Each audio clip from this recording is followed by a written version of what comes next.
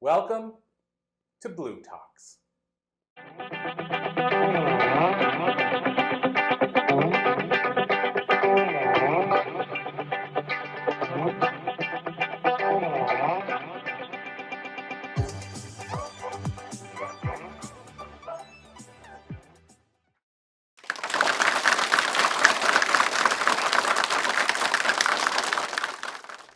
So fear is something that we all face, and today I'm here to share with you how I transform fear into confidence using something that I call the fear formula. But let's start with a spider story. What are you afraid of? Now, when people hear my Aussie accent, they say spiders, snakes, sharks. Yeah, and rightly so, we do have a lot of those. We've got this spider called the huntsman. I mean, as if you're not scared, huntsman. They're big, about the size of your hand, and hairy, and they're super fast, and they are everywhere. You'll find them in the bathroom, you'll find them in your car, and the worst is when you find them on the roof above your bed. There's no way you can go to bed until you deal with this spider. But it's not the spider, it's actually our mind that creates the monster. But to conquer it, you're going to need courage and a plastic container, right? So grab your Tupperware, grab your magazine, climb up on the bed like you're going into battle, and then trap the spider underneath. Now you're going to need to slip the magazine over the top. Now, not some flimsy gossip magazine, right? Or that spider's going to crawl up your arm faster than you can scream. You need a stiff magazine. That works great. Slide it over and then tip it over and carefully carry it outside to set it free, only for it to come back again the next day. Right, but fear's kind of like that. It keeps coming back, but the more that we deal with fear, the better we get at handling it.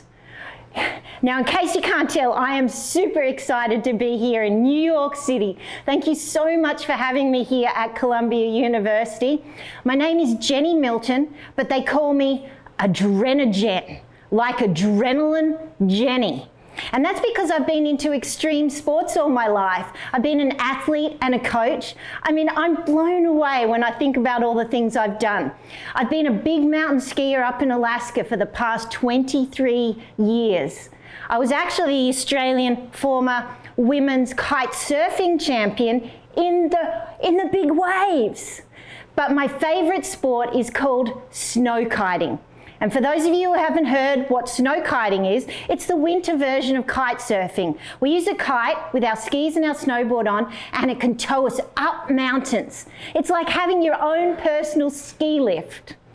And I don't only love doing it, but I love teaching other people too. Now, if you see all the pictures on my social media, you might think that I was just born fearless. But let me tell you a secret. I was actually a scaredy cat for most of my childhood. I mean, my mum tells the embarrassing story of me learning to ride a bike. I was the last kid on our block to have their training wheels on. All the other kids who were younger than me already were riding around on two wheels, and my dad is hanging onto the back of my bike, running up and down the roads with me yelling, "Don't let go, don't let go," until he got so frustrated, he let go, and off I went.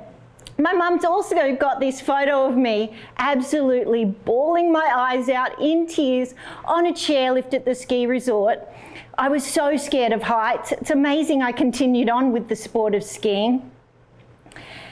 But who else here in the audience, who's felt like a bit of a scaredy cat occasionally when something's scaring them? Yeah. The cool thing about me learning to ski at a young age is we use the ski resort as a step-by-step way of learning confidence. The ski resort became my classroom for courage. Hope there's some skiers in the audience. And if you're not a skier, then you'll find out that you start on the green runs. Now, the green runs are the beginner runs, and they're still scary when you're learning, but they're not very steep. And as soon as you learn to do what's called the snow plow, or you put your skis in a piece of pizza, That slows you down and you start building your confidence. Now you're ready to go up the chairlift to the blue runs. Now the blue runs, boy, they're steeper and your fear comes back with a vengeance. But once you learn to do turns down the mountain, you'll start controlling your speed and your confidence will build back up. Now one of your friends challenges you to go to all the way to the top of the chairlift to the black diamond runs. Now those are steep and intimidating. A lot of the runs are actually covered in bumps called moguls. And people are like skiing past you at full speed. You have to find the courage to get your way to the bottom. But when you get down the bottom, you are feeling good. You did it. You found your courage. Now, skiers out there, what comes after the black diamond runs? Anyone know? The big peaks of Alaska. Yeah, you start watching the ski films and they've all got the Alaska segment, and the pro skiers are skiing down. They're leaving beautiful tracks down the mountain and there's powder snow blowing over their faces. Ah, it's gorgeous. My friend said to me as we were watching that movie, man, that looks scary. I could never do that. And then I heard myself say, I'm going to do that one day. Yeah, right, Jen, keep dreaming. But my vision was set. I had a dream and it stuck. So believe it or not, about 2 years later, for my birthday, I was in Alaska going heli skiing. The helicopter flew over and we landed on this steep ridge line, and I got out and we watched the helicopter fly away. And for a few moments I was in awe of the mountains, awe of the view. It was like I was actually standing in that ski film that sparked the dream. And then my guide said, okay everybody, get your gear on. And instantly it went from awe to terror. Oh my gosh, how am I going to get down? The thoughts started rushing. Am I going to fall? Am I going to be caught in an avalanche? Am I going to fall down a crevasse? What if I need a rescue? Finally, the thoughts were broken by my guide on the radio saying, okay, Jen, your turn. I scooted close to the edge. Whoa, and I was shaking, I was sweating, I was terrified. And then the radio went off again. Okay, Jen, 3, 2, 1, drop in. There was no time for hesitation. My adrenaline was pumping and I dropped in. I did a couple of really cautious turns and there was powder snow flying over my head, and then all of a sudden, bam, I went over the handlebars and I started tumbling head over heels, head over heels. It was my worst case scenario coming true and I didn't know what was going to happen next. But somehow, thank you, universe, I ended up landing back on my snowboard and I kept going. And I made it all the way to the bottom, and the rest of the crew I was with, yeah, they had their hands in the air cheering. Maybe they thought I did that on purpose. And when I finally came to a stop, boy, the emotions were overwhelming. I just burst into tears. Now, they weren't tears of fear, they were tears of joy. I'd found the courage and it felt good. So let's be honest, it's not the fear of skiing and spiders that hold most people back from having their dreams come true. It's something stronger and quieter, and it sounds like, what if I fail? What if they don't like me? What if I'm not good enough? When we feel these fears, it's natural for our primal fear response to kick in. We go into fight, we go into flight, we go into freeze.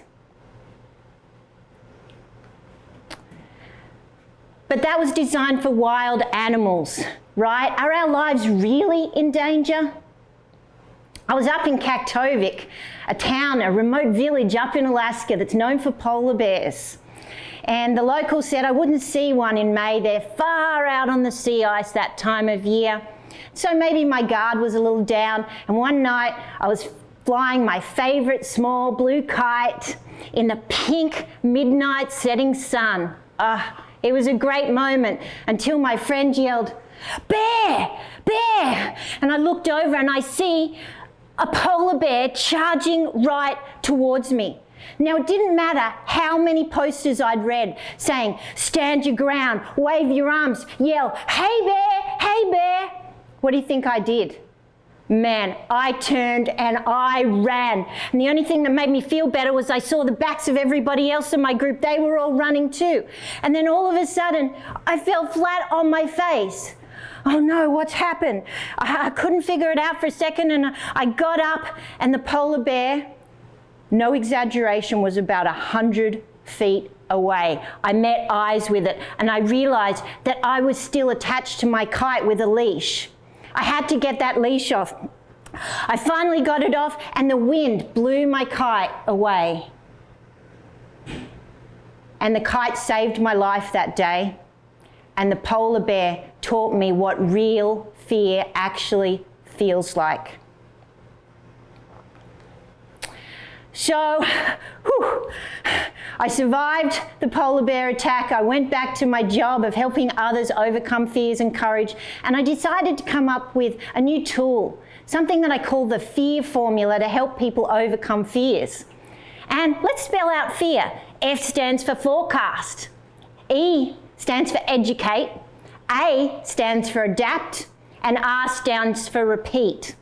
So what I mean by that is, if we forecast our fears, they're less likely to scare us. I mean, if somebody says boo and they tell you they're about to do it, it's not as scary. So let's forecast our fears, maybe name it, put it in your calendar, and then you'll feel more prepared. Now we need to educate ourselves, get a coach, learn, prepare, gain knowledge, and that's going to build our confidence.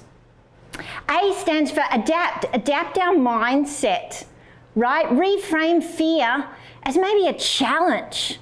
And then R is repeat, repeat, repeat. Confidence wasn't built in one-offs, it was built in reps.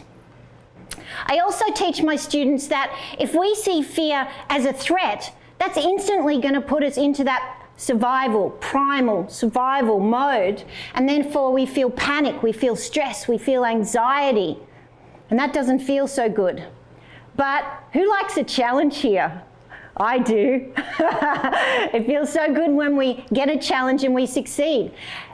Turning our fear into a challenge gives us potential, possibility, a chance to win, and that's what builds confidence.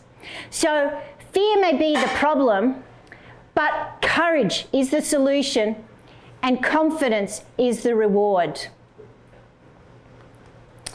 Thank you so much for having me here at Columbia University. My name's Jennie Milton, and they call me AdrenaJen. I hope that you'll reach out on social media. I'd love to hear your story of going from a scaredy cat to a superhero. Thank you very much.